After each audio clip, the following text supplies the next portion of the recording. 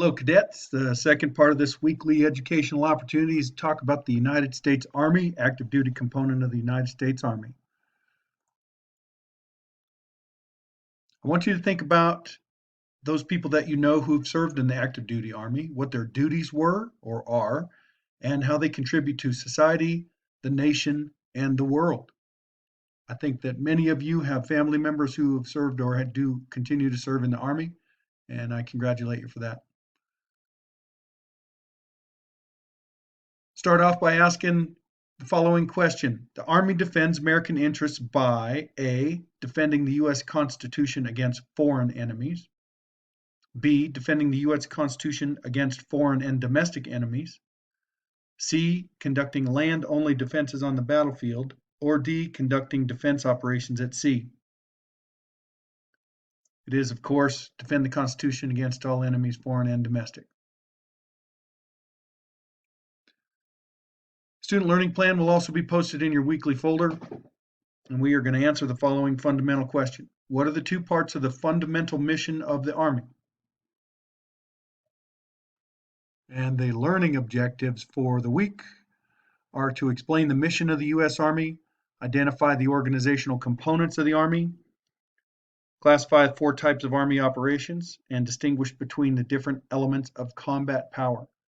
We will also describe the 3 components of offensive maneuver, the 3 elements of combined arms tactics, and you'll notice that your vocabulary words here include counterintelligence, doctrine, non-accession, and unconventional.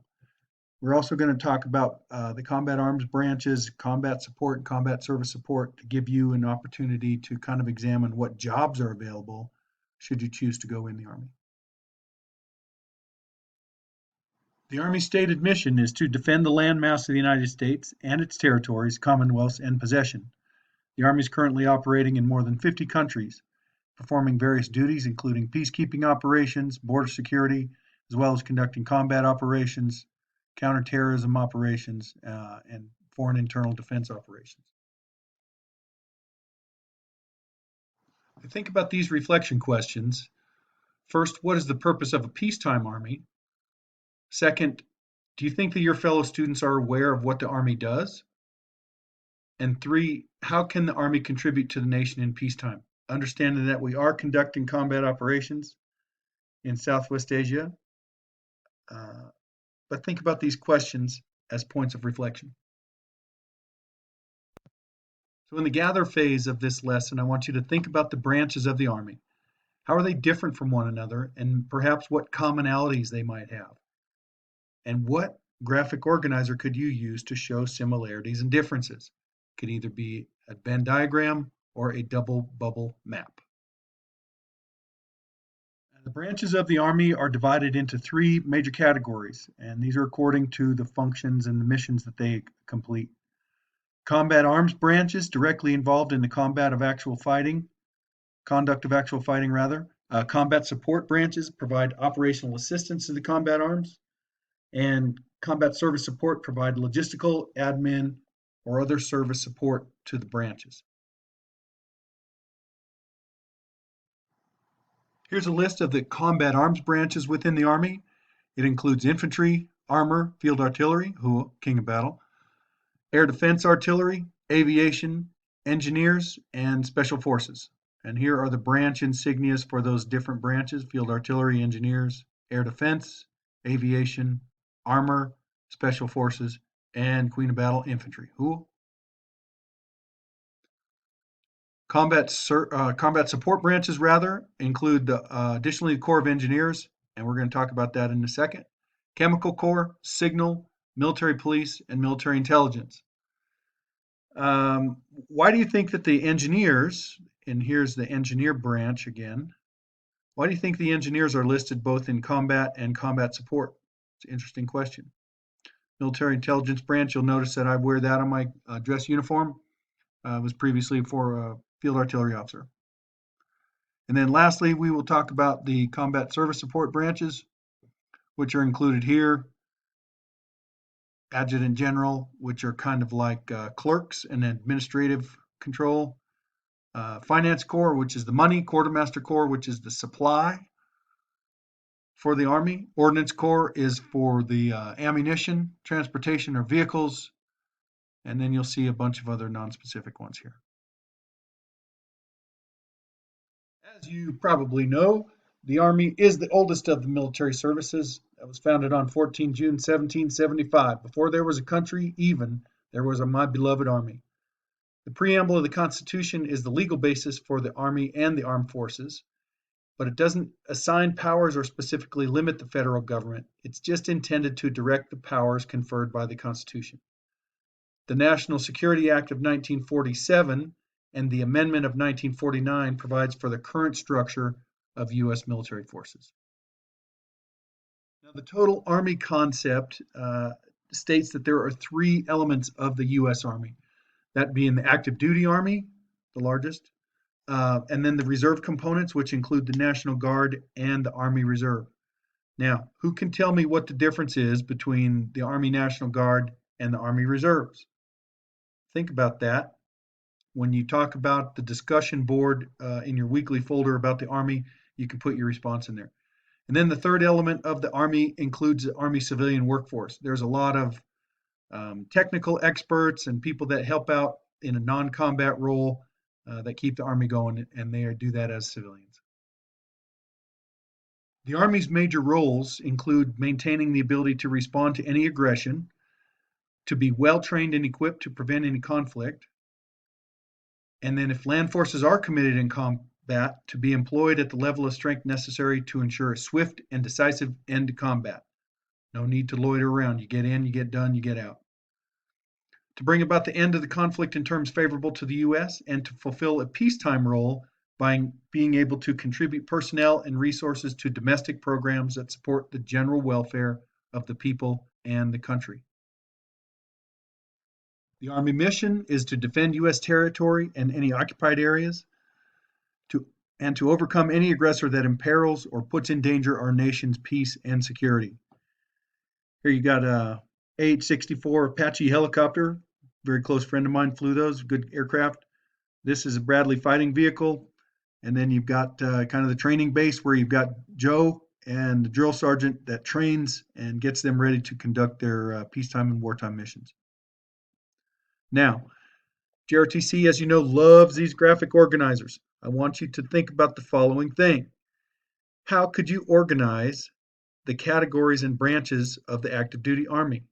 Well, one way might be to use a tree map. In the tree map, you could say U.S. Army up here. What are one of the major components of the U.S. Army? Well, you could put active Army right here.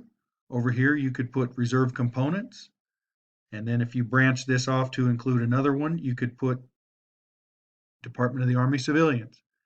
Underneath active duty, you've got combat arms branches, combat support, combat service support. Same is true for the reserve component. Obviously, the DoD civilians aren't broken out that way. But think about how you could organize the Army, and a tree map is one good way that you could do that. So let's check learning real quick. Answer the following question. What branches of the U.S. Army are usually directly involved in the conduct of actual fighting? Is it A, combat service support branches, B, military police, C, judge advocate general, or D, combat arms? The answer, of course, the branches of the Army that are directly involved in combat are combat arms, armor, artillery, infantry, etc.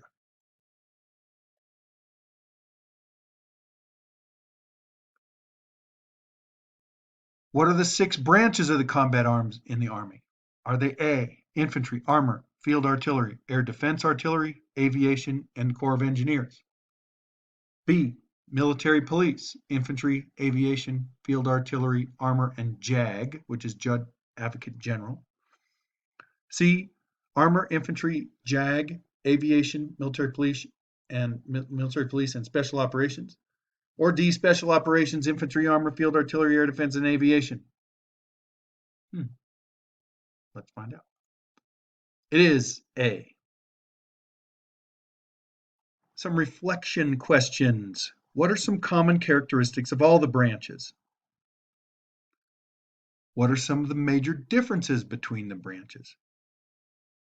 And what does the active Army train to do? Once again, you're asking commonalities and differences, similarities and differences. What graphic organizer could you use to do that? Shown here is a line and block chart that depicts the U.S. Army structure. As you can see and recall from our previous briefing on the Department of Defense, the Army falls under the Secretary of Defense. Department of the Army is headed up by the Secretary of the Army, who is a civilian, and the Chief of Staff of the Army, who is a senior uniformed officer in the Army. Here in the United States, you've got some major commands that are noted here. This is Forces Command, which are basically the corps, divisions, and the special operations groups. Those are the units that you're familiar with. The 82nd Airborne, for example, falls under Forces Command, or 1st Armored Division falls under Forces Command. U.S. Army Training and Doctrine Command and includes Cadet Command. Haha, that sounds like Army JROTC, Colonel. Yep, that's exactly right. That's where we live as part of Training and Doctrine Command. Army Materiel Command is Logistics and Supply. The Army Medical Command, the Corps of Engineers, which are the Army engineers for here in CONUS.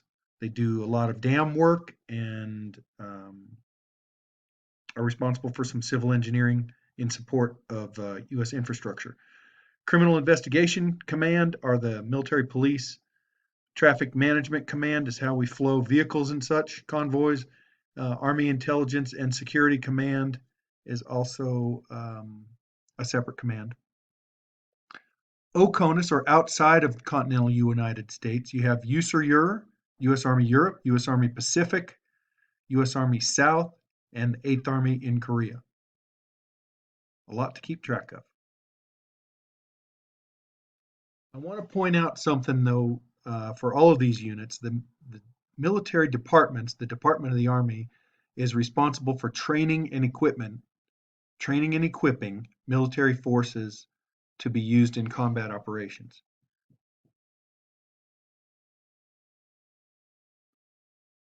Here's check on learning.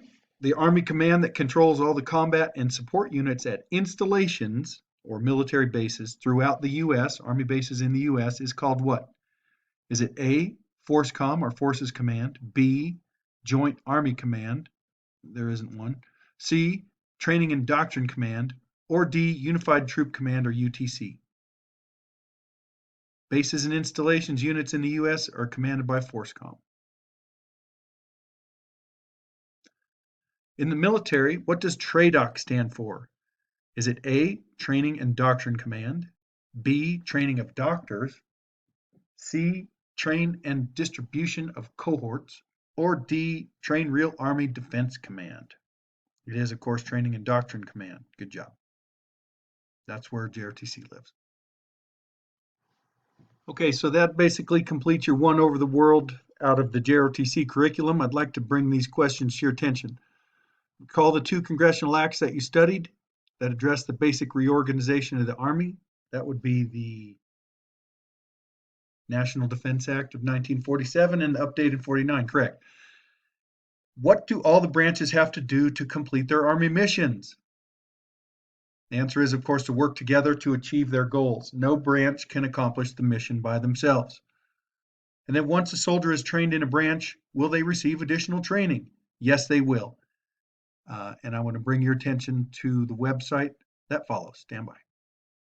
And that website is goarmy.com. If you hit this website on your own, you can learn quite a bit about anything you'd like. You can scroll down and find out what career field is most interesting to you and what opportunities are available to you in the Army along those lines. So perhaps you're a problem solver. There's 55 jobs that align you with problem solving. I won't go through each and every one of these. I will just tell you that that there are several hundred jobs in the Army for you to examine on your own. Look, I hope this has been useful to you, and I wish you the best. I hope you're safe, and I hope you're engaged, and I look forward to seeing you soon. Lieutenant Colonel Hogan out.